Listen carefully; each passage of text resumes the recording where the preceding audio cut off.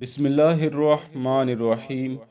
اہل یہود ایک ایسی قوم ہے جو اپنی ہٹ درمی، وعدہ خلافی، دھوکے بازی اور بے شرمی و بے حیائی میں شروع دن سے ہی مشہور ہے۔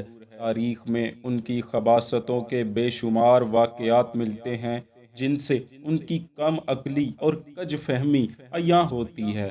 ان کی انہی کمزوریوں اور غفلتوں کی وجہ سے انہیں بے شمار مرتبہ عبرتناک انجام سے بھی دوچار ہونا پڑا ہے، مگر یہ آج تک اپنے آباء و اجداد کی وہی روش اختیار کیے ہوئے ہی دکھائی دیتے ہیں۔ انشاءاللہ یہ اب بھی ویسے ہی خوار ہوں گے جیسے کہ ہوتے چلے آ رہے ہیں۔ دوستو، پیغمبر خدا خاتم المرسلین حضرت محمد صلی اللہ علیہ وآلہ وسلم کے دور پر انوار میں بھی ان کو بیسیوں مرتبہ اپنی شرمناک حرکتوں کی وجہ سے عبرتناک انجام کا سامنا کرنا پڑا ہے۔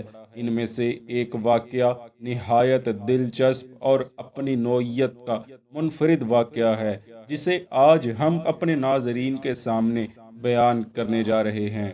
چنانچہ احادیث میں آتا ہے کہ ایک مرتبہ ایک مسلمان صحابیہ عورت بازار میں ایک یہودی سونار کے پاس کسی کام کی غرض سے بیٹھی ہوئی تھی۔ ایک اور یہودی جو بازار میں سے گزر رہا تھا، اسے مذاق سوجا تو وہ اس عورت کے پیچھے آیا اور چپکے سے اس کا دامن اٹھا کر اس کی پشت کی جانب باندھ دیا۔ ان خاتون کو یہودی کی اس بےہودہ حرکت کی بالکل خبر نہ ہوئی۔ جیسے ہی وہ کام مکمل ہونے کے بعد وہاں سے اٹھی تو اس کا سطر کھل گیا۔ یہ دیکھتے ہی وہ یہودی کہکہوں کے ساتھ ہنسنے لگا، جسے دیکھ کر بازار میں موجود دوسرے یہودی دکاندار اور راہگیر بھی خوب کھل کر ہنس دیے۔ وہ مسلمان صحابیہ عورت مارے شرمندگی کے انہیں برا بھلا کہنے لگی اور فریاد کرنے لگی۔ اتفاق سے وہاں قریب ہی ایک صحابی بھی کھڑے تھے۔ وہ اس عورت کی فریاد اور آہ و بکا کو نظر انداز کیسے کر سکتے تھے؟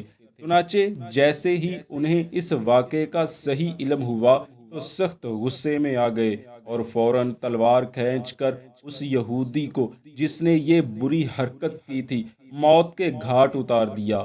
اسی اثنا میں وہاں موجود یہودی جو کہ بڑی تعداد میں جمع ہو چکے تھے، اپنے یہودی بھائی کا قتل اور اپنی یہ تذلیل کیسے برداشت کر سکتے تھے؟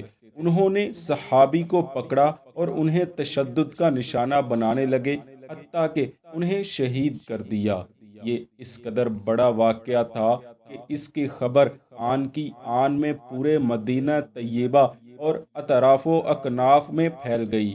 حضور نبی کریم صلی اللہ علیہ وآلہ وسلم کو جب اس واقعے کی اطلاع ملی تو آپ نے فوراً قوم یہود کو بلا کر نصیحت فرمائی، تم لوگ اس طرح کی حرکت سے باز آ جاؤ اور اللہ تعالیٰ کے غضب سے ڈرو کہ کہیں تمہیں بھی وہ کچھ نہ پہنچے جو کفار قریش کو پہنچا ہے۔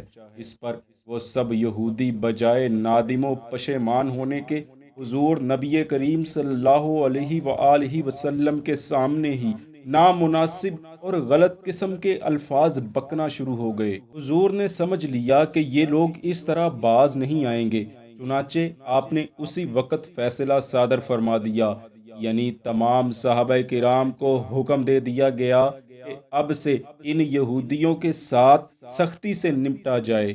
بس یہ فیصلہ فرمانے کے بعد آپ نے حضرت ابو البابا رضی اللہ عنہ کو مدینہ منورہ میں خلیفہ بنایا اور ایک سفید جھنڈا حضرت سیدنا حمزہ رضی اللہ عنہ کے سپرد فرمایا اور یہودیوں کی طرف متوجہ ہو گئے۔ 15 دن تک ان کا زبردست محاصرہ کیے رکھا۔ اس کے بعد یہودیوں کے دلوں میں اللہ تعالیٰ نے مسلمانوں کی زبردست ہیبت ڈال دی اور وہ اپنے محصور ہونے سے تنگ آ گئے۔ اسی بے چینی اور تنگی کے عالم میں وہ محاصرے سے باہر آئے اور اپنے تمام اموال نبی کریم صلی اللہ علیہ وآلہ وسلم کے حوالے کرنے پر رضامند ہو گئے۔ حضور نے حکم دیا کہ ان کے ہاتھ ان کی پشتوں پر باندھ دیے جائیں۔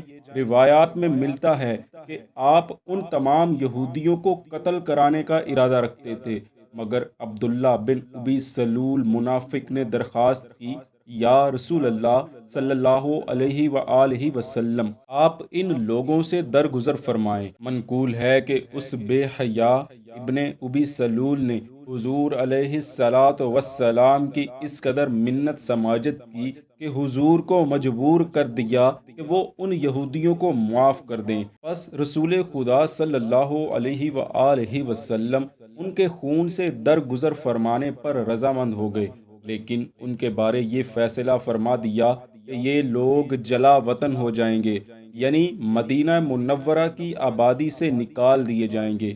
اس فیصلے پر بھی ابن ابی سلول نے نظر ثانی کی درخواست کی، مگر حضور نے اسے قبول نہ فرمایا۔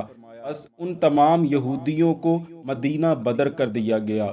یہ یہودیوں کے قبیلہ بنو قینقاع سے تعلق رکھنے والے یہودی شام کے علاقے میں ازرغات کے مقام پر جا آباد ہوئے، جہاں کچھ ہی مدت کے بعد وہ سب کے سب مسلمانوں کے ہاتھوں ہلاک ہو گئے اور ان کا مال و اسلحہ سب مسلمانوں کی غنیمت بنا۔